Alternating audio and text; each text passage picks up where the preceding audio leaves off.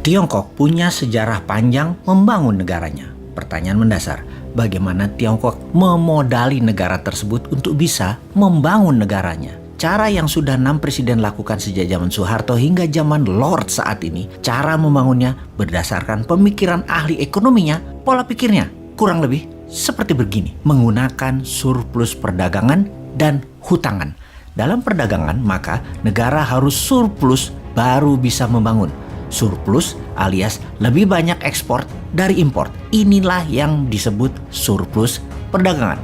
Kalau perdagangannya tidak surplus, maka membangunnya pakai foreign direct investment, pakai uang negara lain, pakai teknologi, bahan, dan tenaga kerja negara lain.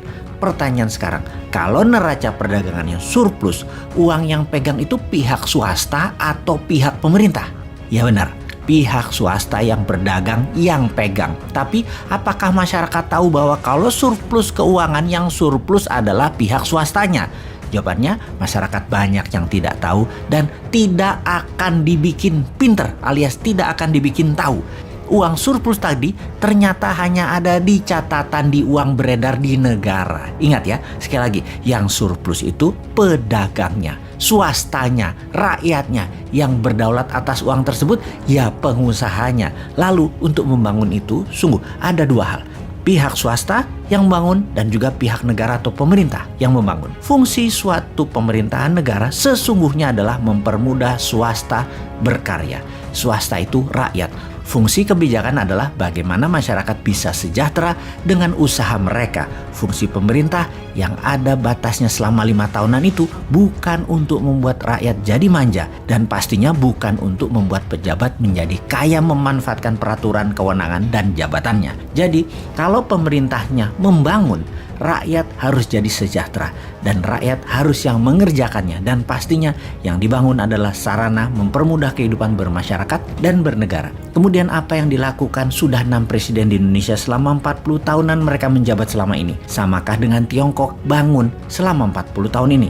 Samakah dengan Amerika membangun dalam 40 tahun ini? Ternyata cara membangunnya adalah pakai hutang. Saat ini negara kita ini dengan uang pinjaman yang hasilnya ternyata tidak membuat Indonesia menjadi negara superpower. Sementara, apakah Tiongkok yang jadi negara besar saat ini, apakah mereka berhutang? Sisi lain, apakah Amerika yang menjadi negara superpower, apakah mereka berhutang?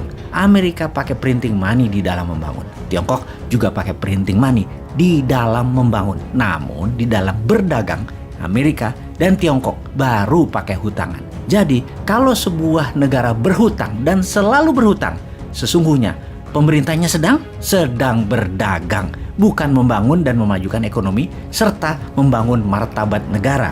Oke, balik ke topik, namun kita tidak diskusikan rinci dulu mengenai printing money. Ini jadi bahan untuk buat buzzer yang berotak cetek yang hanya bisa nyinyir tanpa solusi itu dan mereka berlindung di balik power sementara penguasa yang mengatakan printing money itu salah. Ngomong-ngomong, rekam digital itu kejam loh.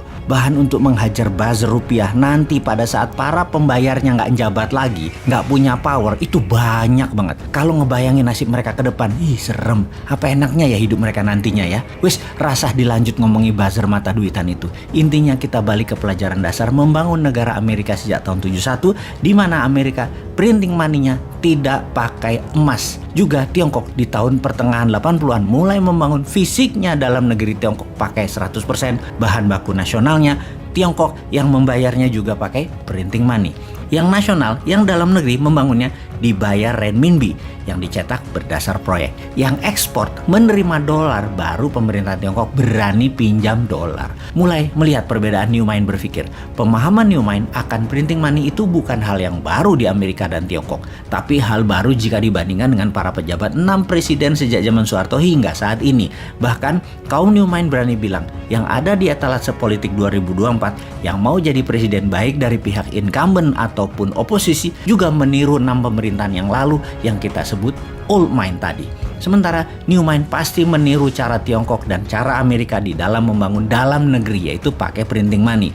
Sementara kalau dalam berdagang, dalam ekspor, baru pakai pinjaman kita pakai juga agar terlihat kita negara yang pada umumnya di mata orang luar. Sekarang Cara membangunnya pakai dana pinjaman duit asing, bahan baku dan teknologinya dari negara lain. Pemerintah saat ini melakukan pinjaman mata uang tadi menjaminkan aset negara. Bener deh, bisa ambiar dalam jangka panjangnya. Tapi namanya juga sedang berkuasa, diingetin sama kita, kita dibilang kadrun. Ya, Sontoloyo dibilang kadrun, wudu aja nggak lengkap. Bagaimana sih lu buzzer memframing Sontoloyonya nggak keren?